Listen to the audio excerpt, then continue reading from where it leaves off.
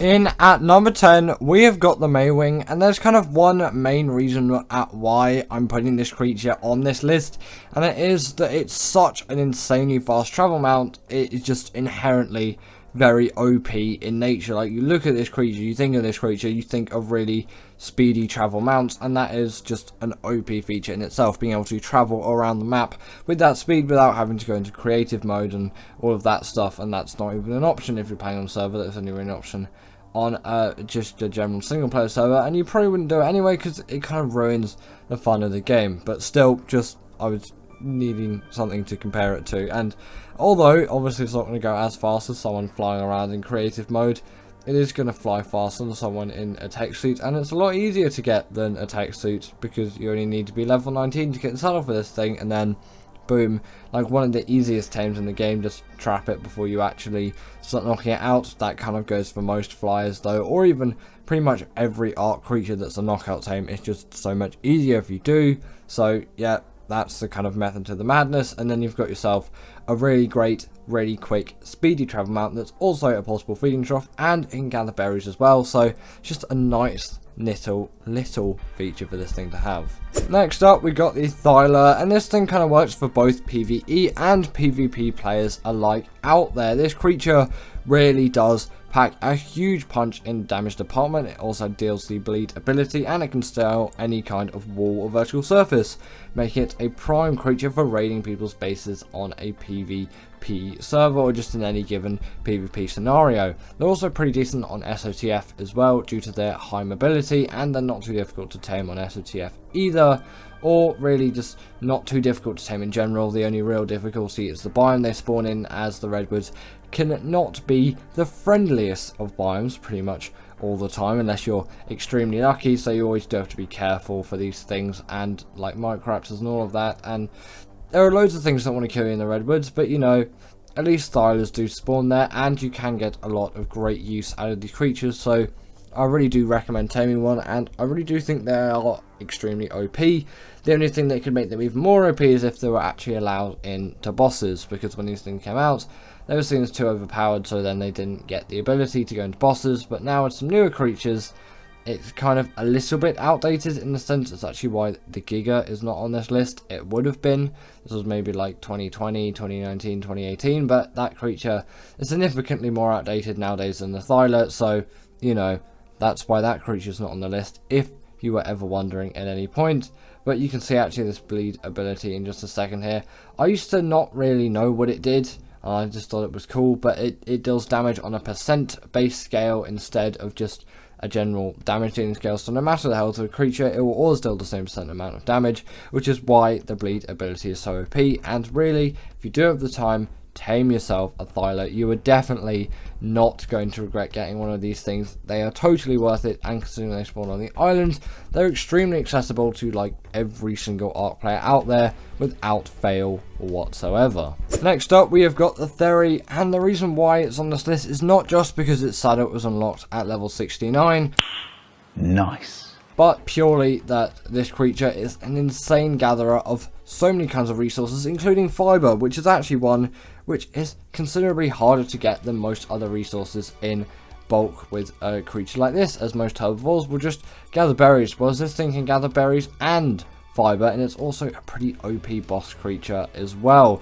It really does deal a lot of damage and pack a punch. You could probably tell it would deal a lot of damage in that kind of general area, because look at how large these things' claws are. And when you look at it, it's, I kind of call it the Freddy Krueger of Ark, if you will, or the Tickle Chicken, just depending on what context you really want. Those claws really do, again, pack a huge amount of damage into this creature. Really useful for the dragon boss fight on the island if you've never done that before, and the fiber gathering really does put them up another level for me, as yes, the moss chops is another great fiber gatherer. It really doesn't do all too much apart from that. I'm pretty sure it's really great at gathering organic polymer as well, but this is a much more OP creature and significantly more useful just to the general Ark player out there, and especially with that saddle level being so perfect, you really can't miss an opportunity on taming one of these things. They're also really great at gathering thatch and wood too, so there's nothing not to love about this creature. So I really do recommend you taming one of these things as soon as you can, really. Next up, in number 7, we have got the Argy, and doesn't this creature really deserve to be on the spot for being just such a great PvE creature? And also, I'm pretty sure it's a really great PvP creature as well, although I don't really can think of too many uses off the top of my head for this creature in terms of PvP use, but you know, there are definitely still going to pretty much be all the same uses as for PvE players, as this is a really great traveling mount and it has a heck of a lot of weight, so getting metal from point A to point B, or even maybe to point C if you're feeling like it, will be really easy. And you can also pick up a wealth of creatures with this creature, which definitely does aid this thing in being a really great successful creature, because maybe sometimes with a flyer you do want to actually pick up some creatures. Creatures like Desmodus do not have that ability, although that creature is on the list for several other reasons which I think do put it higher on the list than this creature. It also does have a portable smithy as a saddle, so if you ever break a metal tool if you're out farming, well, the Argy can just simply help you with that, as long as you have some metal ingots that have been smelted. Of course, you can't just use the normal raw metal, if you didn't know that already. I'm sure pretty much all of you did. There's not really a point to me saying that, but you know, just might as well, because I'm sure someone's done it before. Then you can easily repair all your metal gear, and they also do regen as well. If you quickly kill something and then eat that dead body, then you get a really nice quick regen buff, which is actually, it's pretty useful, and it's a lot more useful, and you'll use it a lot more than maybe you'd expect. Next up, we got the cronosaurus, and doesn't this creature just objectively have to be really OP? It's a hugely massive carnivore capable of dealing a lot of damage. And I also was going to consider putting the Thylacoleo and things like the mech on the list as well. Actually, I might put the mech kind of here at this spot, because I kind of think it deserves to be here as well. Really huge damage dealing thing, but the Thylacoleo is hugely outdated nowadays, and obviously you could kind of just chuck all the titans here as well, although I really tend to avoid those more as they're not permanent creatures, although they still definitely do count as creatures. You can make them permanent, of course, with things like mods and all of that for the titans, but you know, I tend to stray away from those things. And the cronosaurus is one of those more powerful creatures you can get. That's not the only reason why a creature can be absolutely OP, but if you go by sheer strength, then this probably is the most powerful creature on the list. You could say maybe some other creatures could be contested against it and to it, and you know, probably just have to get Cantex to do a video on that, and then there you go, you would get the answers. But I'm probably going to say this is the most powerful one. It's somewhat more difficult to tame than the Giga because there are a few more steps. I have a guide on my channel. I'll put it up here if I actually remember to do it. Otherwise, you can just search that. It's not actually too difficult. You just have to be aware for some things, because it can go quite horribly wrong if you don't do it right, and you're just going to be wasting a lot of time, which you know you probably don't want to do. But once you do have one of these things, you really are going to enjoy it. In at number 5, we have got the Shadowmane, and this creature is here because it is just so jam-packed full of abilities. You really can't deny this creature's absolutely hugely immense strength when it comes to pretty much anything in the Ark space. It is basically uncontested in size and mobility and all of that. There is kind of one other creature which is in the number 3 spot actually, which personally I think it's really OP, but that's for a slightly different reason. But when it comes to maybe pure mobility, this does have a lot more. Like, just look at how high this thing can jump. It also does have the hydration buff, which does play a huge part in having a really OP creature. If you have buffs, the Megatherium is another great shout as well, although not on this list. It definitely wouldn't be more OP than some of these other creatures. I think that creature is actually, yes, still while OP, maybe not one of the most OP, although you could easily put it on this list and have people agreeing with you. You actually may want this thing to be on the list, so I guess I give it a quick mention here. The Shadowmane is just so packed full of abilities though. It's got the hydration buff, it's got pack buffs, it's got all of it. It can charge it with damage over time, and it even has natural armor. It really is a great OP creature. Next up, we have got the Reaper, and this thing kind of just had to be here, didn't it? When you think of it, it is just such a big, bulky, huge creature capable of so much damage. Is actually kind of a little bit absurd when you think of it, and it also really does fit into its map very well, but that's not what we're talking about today in this video. We're just talking about a creature that purely deals a lot of damage and also just has great mobility and is generally a really well-rounded creature which is capable of a lot of things. If this was able to go into bosses, then it would be even more OP. It can't though, which is kind of why the creature next up on the list, although maybe not as strong, has a lot of edge over this creature, although you can use it on extinction for the Titans, although the Giga and the cronosaurus are the more preferable options. But with loads of new creatures coming out in mods in ASA, I know extinction is still not here yet, but there may be some other options which people may be kind of becoming more fond to. But either way, just in general terms, the Reaper is a really OP creature. Taming one on Arboration feels like an absolute slog, but a slog that I'm worth going through, and on Gen 2 it's ridiculously easy, so if you don't feel like spending an age going through a huge slog, then tame one on Gen 2 and they're really easy. But once you do have one, you really do feel on top of the world, especially if you do it on Arboration as a process.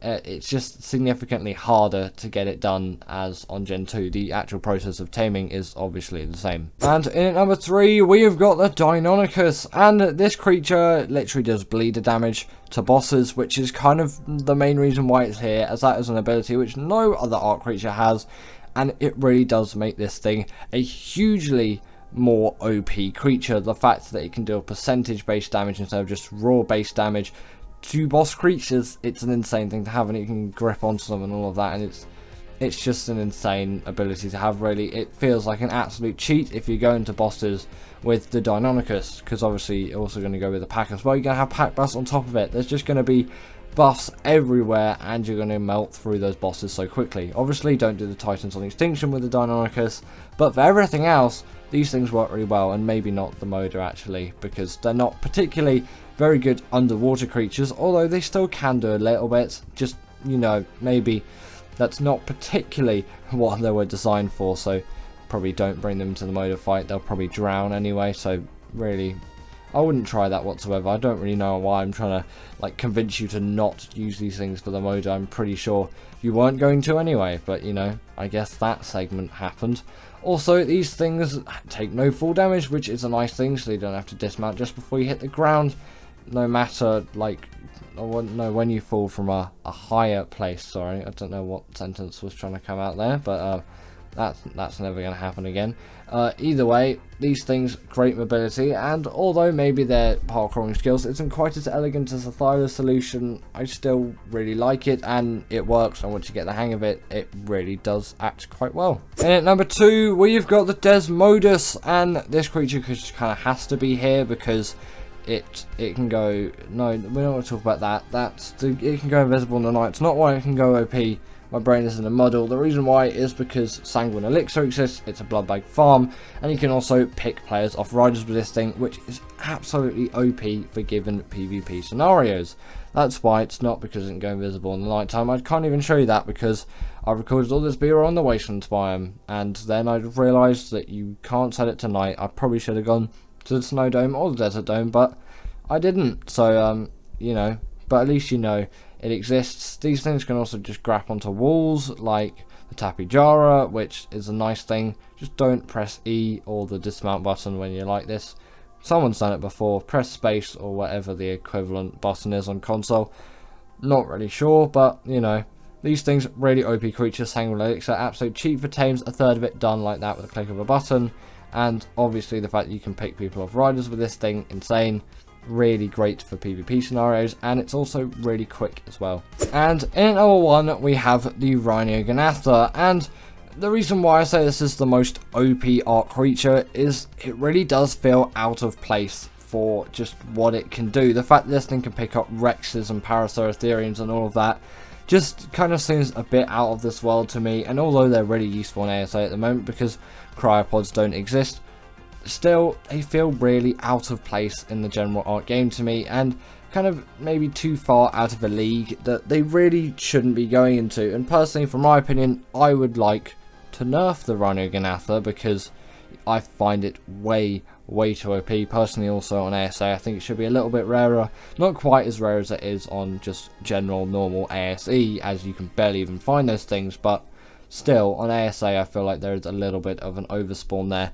And you may completely disagree with me on this, and you're happy to, and you can comment down below your thoughts, as I'm always happy to hear your thoughts on creatures like this. But personally, I come from a much earlier stage of Ark playing, from like 2015, 2016, 2017, etc, etc. going onwards. I did start playing in 2015, so I've been playing Ark for absolutely ages now, and I kind of really like those primitive feelings of the game. Obviously, the game has to evolve, and generally it will kind of just get easier, and there'll be some new, cooler, more OP creatures being added as the game progresses, but I feel like this is a huge step too far, and I don't really know what the Thylacoleo, I think it is, will be like on Scorched. Maybe that will be even more OP than this thing, and I don't really like the way that this is all going, but it does seem to be quite popular with the general Ark player base, so I guess it's a working marketing solution for wildcard and snail games and those kind of people. But also with the like expansion pack, like extra creatures as well, that's like even more OP. I really don't like the route that it's going with these kind of creatures. Again, you're very happy to disagree with me, but personally I think the Rhynio gatha is too OP, and currently I think it's kind of the most OP Ark Tame out there, just no questions asked. Personally, really not a favourite of mine, but you know, that's my opinion on it, and I still do think it is a great creature. I'm not dissing it for any of that, just personally like way too OP. In at number 10 is the Astrocetus, and this is one of those creatures which on the surface may not seem that unusual, but I really can't think of any other game which has a creature like the Astrocetus. And also, this was a very new thing to Ark as well. No space things had been done in Ark, and the fact that with Gen 1 we had a space biome, and then we had this hunking beast of a creature, it is definitely an unusual Ark Tame, as in it isn't like most of the other creatures in Ark. And there are only a couple of creatures which I can think of which are as unusual as this thing, and also at the same time follow the similar genre that this thing has of being a sea creature of sorts. The Astrodelphis obviously being a great example there, that meaning space dolphin instead of space whale, which is what Astrocetus means.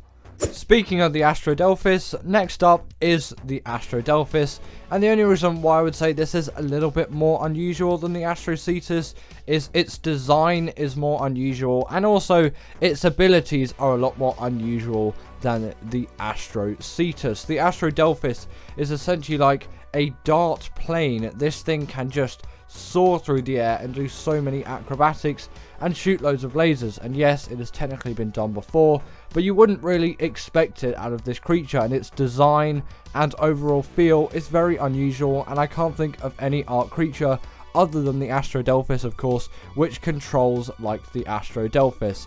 And also, again, with the Astrocetus and Astrodelphis, it doesn't really make sense that they work outside of space, but they kind of have to. You know, it is the game of Ark, and there are many other maps, and there are many other biomes that aren't space biomes. So yeah, it just kind of breaks the immersion for me there. But you know, it's Ark, they're fantasy creatures. Who knows, maybe they can just dart around in non-space as well. Although they do make a lot more sense in space biomes. But obviously, for most of the time which you'll be using these things, you won't be using them in space biomes. You'll be using them to travel across the map, as both of them are great travelling mounts. The Astrodelphis being better for travelling, obviously, as it is a significantly faster creature, and also it's just a lot more fun to ride around on. Next up, we have the Bulldog, and this is strangely one of the cutest yet horrifying creatures that Ark has to offer, and obviously it debuted with Arboration, and I'm pretty sure it hasn't appeared in any other map since, but be sure to correct me if I did get that wrong. And in terms of this thing's abilities, it is just a light pet like the Shinehorn and the Featherlight, which essentially will debuff things like Reapers and the Nameless. Not really useful on any other map, but they're definitely really cute, and the fact that there is a mask for the Bulldog, and you kind of put the Noglin in the same spot here as they are similar creatures, they definitely are respected but very unusual tames. Now, I don't know what it is, but the Managama always seems really weird to me, and the Managama just seems like a creature which doesn't seem like any other Ark creature which I can think of in any way, shape or form. This is essentially like a Ferox type thing with ice fists that can jump into the air and has some sort of elemental power, and that also has ice breath and can freeze creatures. This is definitely an oddity, and an unusual tame which hasn't been revisited since. There is no other Ark creature to this day which is like the Managama, and also the spelling for it is pretty unusual as well, but once you learn how to spell it once, you kind of don't forget it, as its name is that unusual. And it definitely is an extremely useful creature. Obviously, as you can see, it can travel across the map with insane speeds, and it deals a pretty reasonable amount of damage as well, which you can't get out of every great traveling mount. But the Managama definitely is great for that, and like I said as well, it is great at freezing creatures, and in a moment you will see what it is like when it does freeze creatures. The only thing you really have to watch out for though is this thing is extremely buggy and will get stuck on things, and it just did get stuck on something there. In terms of it freezing, it will freeze creatures for a very, very long amount of time, which is why it is heavily used by PvP griefers. I've heard not as much anymore since they got nerfed, but they still get used a little bit in terms of PvP griefing still to this day. Now, the Rock Drake is pretty similar to the Managama in a lot of things, but I think it is slightly more unusual, partly because it did come first. Obviously, Arboration was the map that came up before Extinction, and also just the way that this creature is formed is a little bit more unusual. This is kind of like a somewhat T-Rexy chicken. I don't really know where those two creatures came from, but I would just call it kind of a T-Rexy, chickeny, turkey thing. I don't really know where I'm going with that. It is so unusual in the form that it is, you can't really relate it to other creatures, which is very, very weird, and definitely a sign which it is very unusual. But its taming method isn't particularly one of the most unusual, like you would expect from this creature. It is the exact same as the Wyvern. You simply steal the egg from the Rock Drake nest, and then boom, once you've obviously incubated and raised up that creature, you have yourself a Rock Drake. And also they do come in a lot of colours as well, this pink being an example, which is actually quite weird for a lot of Ark creatures, as most creatures do follow a similar colour pattern, whereas the Rock Drake has a wealth of colours. And I actually kind of really like the tealy blue more than the colour which I've got here. I like a tealy blue, like a bluey green is what I kind of like on a Wyvern. Not a Wyvern, this is a Rock Drake. Why am I talking about Wyverns? In terms of Rock Drake colour, that is my preference. What is your Rock Drake colour? Comment in the comments down below. Don't know why I said comment too many times in the sentence, but comment in the comments down below.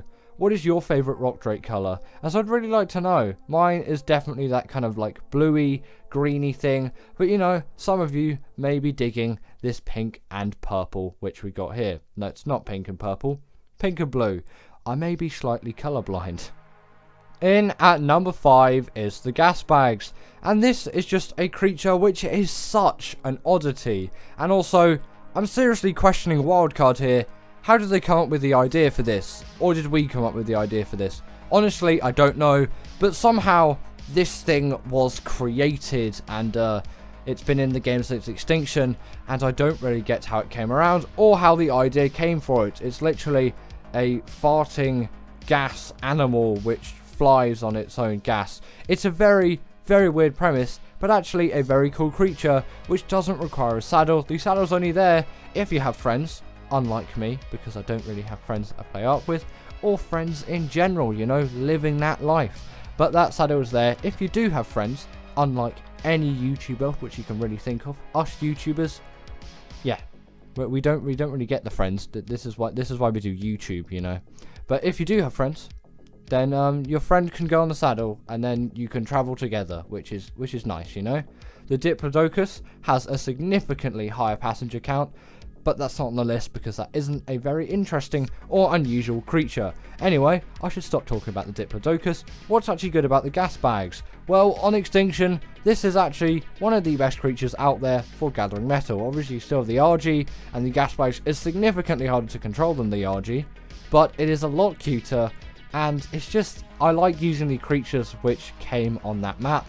And I'll always try to use the Gasbags, as long as I can control it at the time, to do some metal runs. And once you learn it, it is a really, really great creature for doing those metal runs. If you don't just get stuck in a trench with loads of Wyverns and get killed a couple of times. That happened because I forgot to enable creative mode, stupidly, for this B-roll. But, you know, editing, it looks like I did nothing wrong and I escaped perfectly. But there was multiple attempts in this, and then I flew too high and I got up caught into the world border. I am definitely not a great pilot of the Gasbags. Also, if you find yourself like this, make sure to dismount just before you hit the ground, it will save you. Now, the Rhynio gatha, I think, came from us. It was from some kind of creature voting thing anyway, and we did vote for this creature to be in the game, and it is one of the more unusual ones. There isn't any other Ark creature which is really like this thing. And also, I know loads of people are saying Rhynio gathas are rare, and I get that they're rare. On ASA at the moment, I've seen about 5 Rhynio gathas in the swamp biome.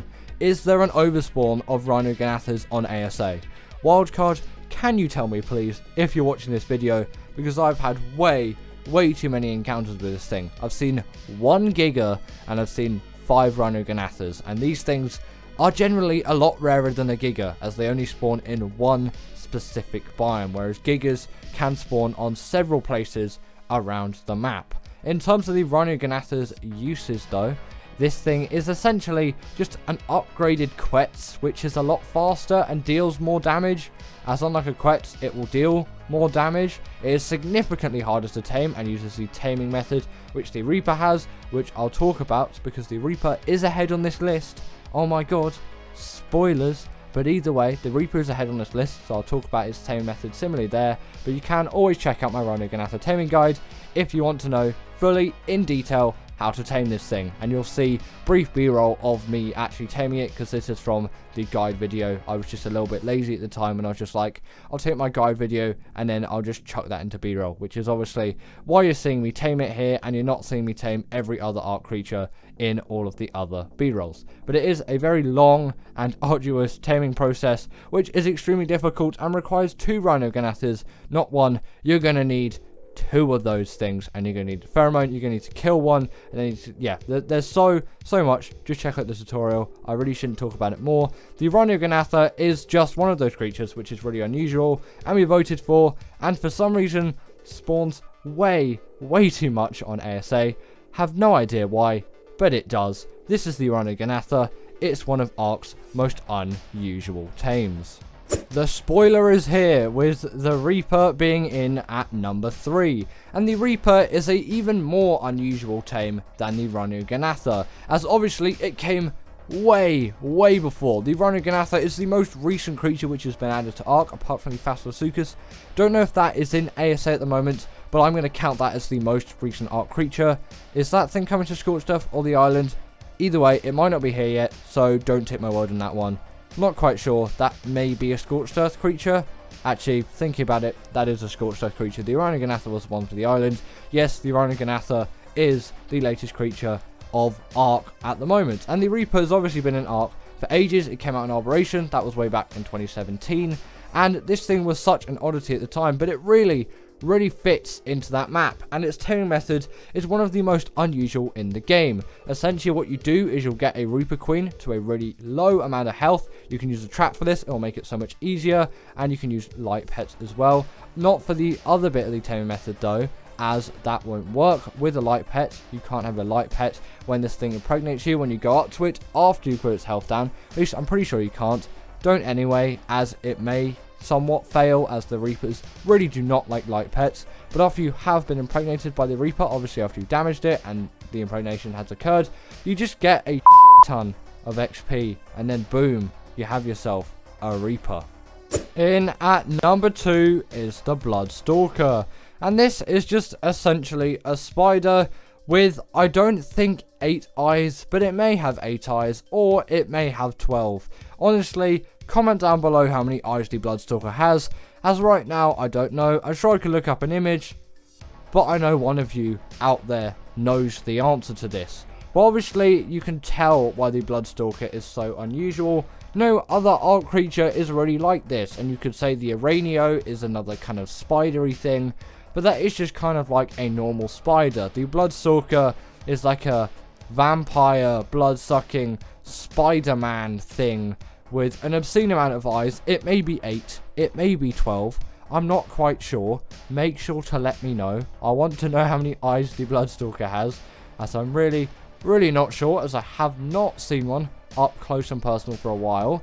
But also, this thing's taming method is very much an oddity. Like no other Ark creature, apart from the Desmodus, obviously off the top of my head, which I can think of, has the same taming method. You essentially get blood bags, which you will need to syringe out of your body, or you can obviously use the Desmodus to harvest them now, but originally you just had to use the blood syringe to get those, and then it will just eat those, and then you'll tame yourself a Bloodstalker, and you can feed it some creatures before to get 100% effectiveness, but honestly I've never bothered with that, as I'm not going to do like insane things with this creature. Like, I'm not going to fight bosses with the Bloodstalker. I just want a good one. And obviously for missions, you're not even going to need a Bloodstalker, but it is good to get one, obviously, so you can get to those missions, so you can get all of those hexagons. But before you get a Bloodstalker, you should definitely go to the Bogrish missions to practice. And finally, in at number 1 is the Velonasaur. And the reason why I have put this thing in at number 1 isn't because it has the weirdest taming method or anything along those lines. It is just, there has never been any kind of creature like the Velonasaur apart from the Velonasaur. I can think of no other Ark creature like this tame. And albeit, yes, it does have one of the simplest taming methods out of all of the creatures on the list. It is just a very simple knockout tame. No other Ark creature compares to this thing in terms of what it is. This thing, again, is just a moving turret, and there's no other creature which does this like the Velonasaur. And sadly, the damage of the turrets doesn't scale with melee, but obviously you can keep leveling up that stamina to shoot even more turrets out. And obviously I wouldn't recommend it in this close of a proximity, but it is definitely an extremely useful thing, which when you ride this thing you will use a lot. But it also just have your general just attack, hack and slash, and it also can shake spines off of it as well. And also, I think when you look at it head on when it's shooting turrets, it's a little bit creepy. That animation, just to me, is a little bit on the creepy side. But anyway, that is the end of today's video. And comment down below, what is the most unusual Ark tame to you? As I'd really like to hear your thoughts. And also, how many eyes does the Bloodstalker have? I'll see you all later.